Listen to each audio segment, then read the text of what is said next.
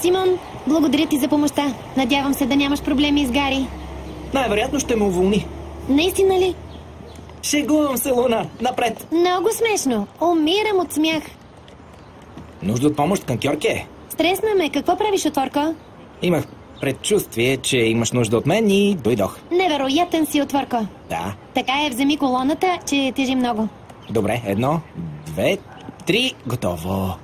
Много ти благодаря. Няма защо да ми благодариш. Опън е на всички нас. Нямаше как да не ти помогна, нали? Готов ли си да пееш? Да, напълно. Много се радвам, че за първи път ще пея с ролер бенд. Нямах предвид това. Дали си готов за соловата си изява? Правя го, за да доставя удоволствие на феновете си. Разбираш ли? Ето, че Отворкото, когато познавам, се завърна. Хайде, дай 5.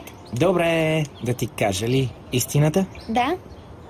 Правя го, само защото момчетата ме увериха, че за тях не е проблем. В момента групата ми е приоритет. Какво ти става? Измори се да ме слушаш, нали? Признай си. Да, малко, но не е това. Как така? Не, просто се замислих. Впечатлена съм колко много си се променил. Промяната е огромна. Нали ти казах? Сигурен ли си, че си същият Отворко, когато срещнах в Канкун? Къде е онзи Матео? Хей! Арогантен, Канкьорке! надменен. Същият съм си, но малко подобрена версия. Това е. Много подобрена. Изключително и ти си се променила. Какво? Да, вече не се блъскаш в мен. Явно пътищата ни са в една посока. Защото ти ми помогна да намеря пътя. Сега вече отлично знам какво искам.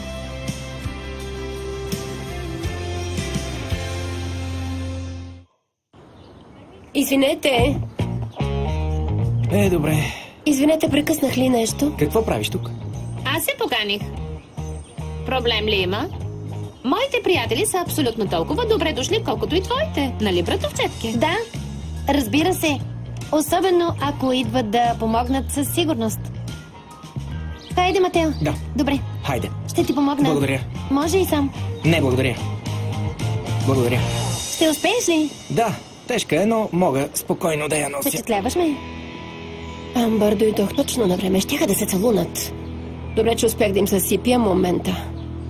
За сега. Емилия, какво чакаш, за да покажеш снимката ти с Матео? С нея ще съсипем Опън и ще разделим Луна и Матео. Нали това искаш? И ще загубя Матео за винаги. Много си наивна, Емилия. Я ме погледни.